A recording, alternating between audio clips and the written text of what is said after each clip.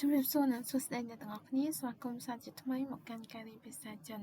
អញ្ចឹងថ្ងៃនេះខ្ញុំនឹងចែករំលែកអ្នកទាំងអស់គ្នាពីពាក្យពាក់ព័ន្ធជាមួយនឹងការប្រើប្រាស់ប្រចាំថ្ងៃនៅក្នុងផ្ទះបាយចាអញ្ចឹងពាក្យទី1គឺយើងអានថា煮 饭煮饭煮饭ដាំបាយចា煮饭ពាក្យទី2អានថា煮菜煮菜煮菜ធ្វើម្ហូបពាក្យទី3អានថា洗碗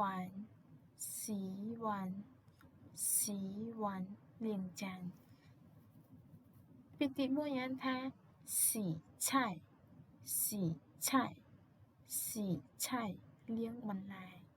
ពាក្យទី5អានថា切菜切菜切菜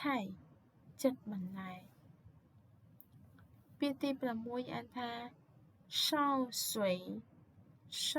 水烧水ដាំទឹកពាក្យទី7អានថា炒菜炒菜炒菜ចាឆាបន្លែពាក្យទី8អានថា吃饭吃饭吃饭ហូបបាយពាក្យទី9អានថា调料调料调料គ្រឿងទេសពាក្យទី10អានថា糖ស្ករអញ្ចឹងខ្ញុំនឹងអានជូនអ្នកទាំងអស់គ្នាម្ដងទៀតពាក្យទី1អានថា煮饭ដាំបាយពាក្យទី2煮菜ធ្វើម្ហូបពាក្យទី3洗碗លាងចានពាក្យទី4洗菜លាងបន្លែពាក្យទី5切菜ចិតបន្លែពាក្យទី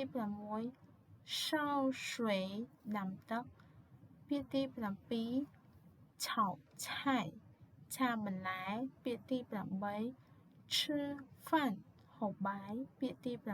9调料គ្រឿងទេសពាក្យទី10糖ស្ករ